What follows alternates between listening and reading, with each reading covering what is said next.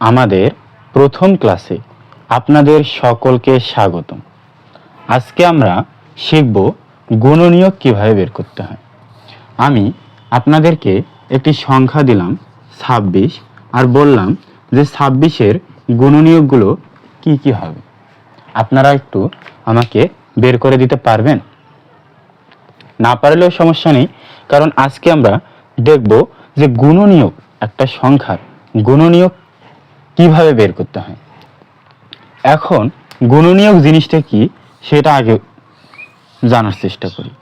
গুণনীয়ক হলো এই 26 যে সংখ্যাটি থাকবে, আমাদের প্রশ্নে যে সংখ্যাটি দেওয়া থাকবে, ওই সংখ্যাটিকে কতগুলো সংখ্যা দ্বারা নিঃশেষে ভাগ করা যায়, সেই সংখ্যাগুলোকে আমরা গুণনীয়ক বলি। নিঃশেষ ভাগটা কি? নিঃশেষ ভাগটা কি এটা কি আপনারা জানেন? নিঃশেষ ভাগ এই জিনিসটা কি? নিঃশেষ ভাগ জিনিসটা কি এটা কি আপনারা জানেন?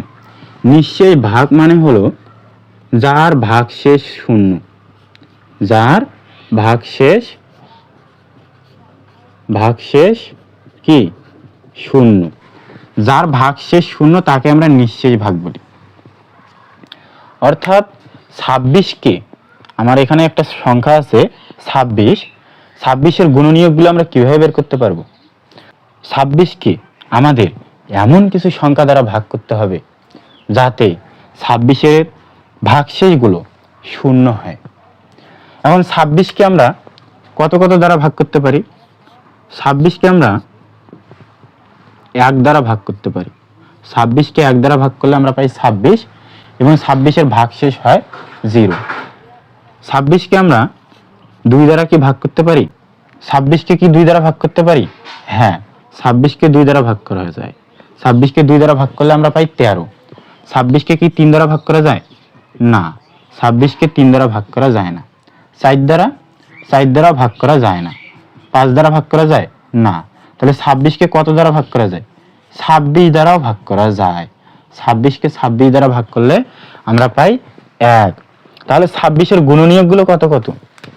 আমরা 26কে 1 দ্বারা ভাগ করতে পারি, 2 দ্বারা ভাগ করতে পারি, 3 দ্বারা ভাগ করতে পারি, 4 দ্বারা পারি না, 26 দ্বারা ভাগ করতে পারি।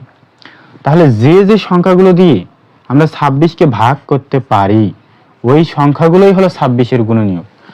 তার মানে হলো 26-এর গুণনীয়ক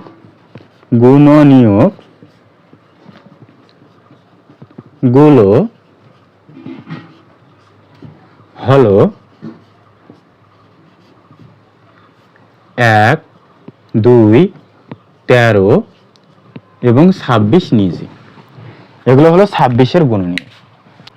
গুণনীয়ক কিভাবে বের করতে হয় সেটা কি আপনারা বুঝতে পেরেছেন? যদি বুঝতে পারেন তাহলে কমেন্টে জানিয়ে যাবেন।